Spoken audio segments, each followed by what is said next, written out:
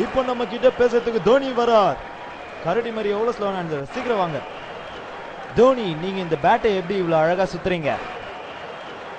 Well, நான் ஒரு tea கடையில் பரோட்டா மாஸ்டராக வேலை செஞ்சுக்கிட்டு இருந்தேன். அங்கே பரோட்டா மாவை சுற்றி சுற்றி எனக்கு பழக்கம் ஆயிடுச்சு.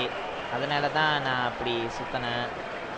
அப்புறம் அங்கே நிற்கிறாங்களே அந்த பிளேயர்ஸ், அவனுங்க தான் வந்து என்னோட டீ கடைக்கு வரவங்க.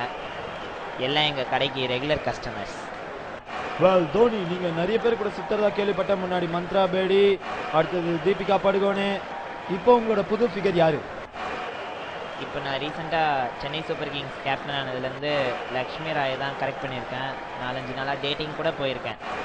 அதில் நிறைய செருப்படி கூட வாங்கியிருக்கேன். ஆனால் இது வரைக்கும் மூஞ்சி பேர்ந்ததில்லை.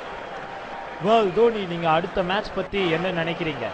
வெல், அடுத்த பெரிய மேட்ச்சு யுவராஜ் சிங்கும் தீபிகா படுகோனேவும் தான் இருக்கும்னு நான் நினைக்கிறேன். டேய் சாவு கிரகி, நான் அடுத்த செமிஃபைனல்ஸ் மேட்சை பத்தி கேட்டேன். அதை விட்டுட்டு வேற ஏதோ மேட்சை பத்தி சொல்லின்னு இருக்க. வெல் தோனி, நீங்க சொன்ன ஆன்சர்ஸை பார்த்து லக்ஷ்மி ராய் செருப்போட எங்க ஸ்டுடியோல வெயிட் பண்ணிருக்காங்க. சீக்கிரம் போய் அவங்க கிட்ட செருப்படி வாங்கிக்கோங்க. வெல், தோனியோட இந்த மட்டமான பேட்டியை பார்த்து நீங்க எல்லாரும் ரசிச்சிருப்பீங்கன்னு நினைக்கிறேன்.